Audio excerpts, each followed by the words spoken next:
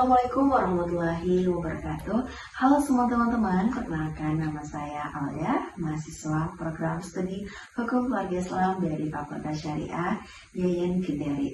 Teman-teman, pada video pertama saya di channel ini saya akan membahas mengenai kriteria keadilan dalam fikih Islam.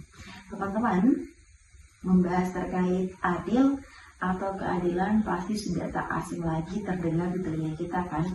Dan mengapa keadilan itu sangat penting untuk dibahas? Mau tahu nggak teman-teman mengapa? Yuk, jangan lewatkan video ini dan teman-teman kita akan bahas sama-sama. Oke, jadi gini teman-teman, kalau teman-teman mendengar kata adil, yang tersirat apa sih sebenarnya? Kalau mungkin pada umumnya yang tersirat ada hakim di pengadilan, membahas terkait hukum kewarisan.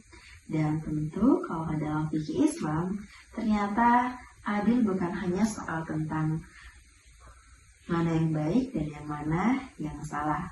Dan teman-teman tahu nggak sih kalau adil dalam fikih Islam itu merupakan sesuatu yang bisa dipercaya dan mempunyai karakter yang baik dan bisa menjadi contoh.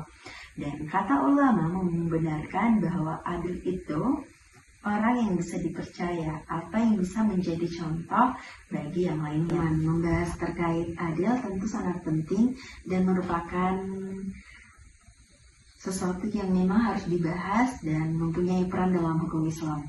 Teman-teman, kenapa adil ini sangat penting? Misalnya teman-teman mau melangsungkan pernikahan, tentu harus mempunyai wali nikah dan saksi. Dan saksi nikah itu harus adil dan wali nikah harus adil. Mengapa demikian? Karena kalau tidak adil tentu akan mempengaruhi keabsahan nikah. Maka dari itu mengapa sangat penting adil dalam hukum Islam. Lanjut teman-teman terkait kriteria keadilan menurut para ulama. Setiap ulama mempunyai prinsip bagaimana kriteria keadilan. Dan ulama yang pertama yaitu ulama Syafi'i atau mazhab Syafi'i, tentunya harus muslim, balik dan berakal dan tidak dikenal sebagai pelaku dosa kecil maupun dosa besar dan tentu menjaga muru'ah harga diri. Lalu Kak, bagaimana dengan mazhab Hanafi? Teman-teman, tentu Hanafi dan Syafi'i sama-sama mempunyai prinsip yang begitu kuat, tetapi mazhab Hanafi menambahkan bahwa orang adil itu harus terlibat,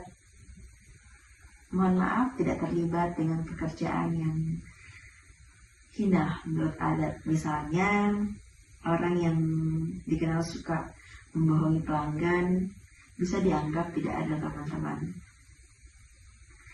Lalu bagaimana dengan mazhab Maliki dan Hambali?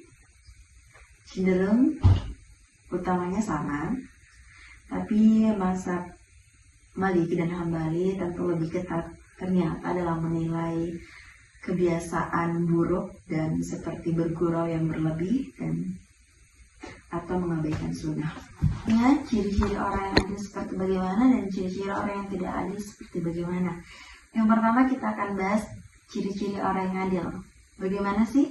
Yang pertama itu tentunya dia rajin sholat 5 waktu, tidak suka bohong, gibah atau maksiat terang-terangan, dikenal baik di lingkungannya, dan memiliki rasa malu kalau melanggar ajaran Islam. Dan bagaimana sih orang yang tidak adil itu? Ciri-cirinya yang pertama sering melakukan dosa besar seperti zina, mencuri, atau menipu. Terbiasa dengan dosa-dosa kecil seperti bergosip, membuka aib orang lain, tidak merasa bersalah kalau melakukan kemaksiatan dan dianggap buruk oleh masyarakat atau tetangganya.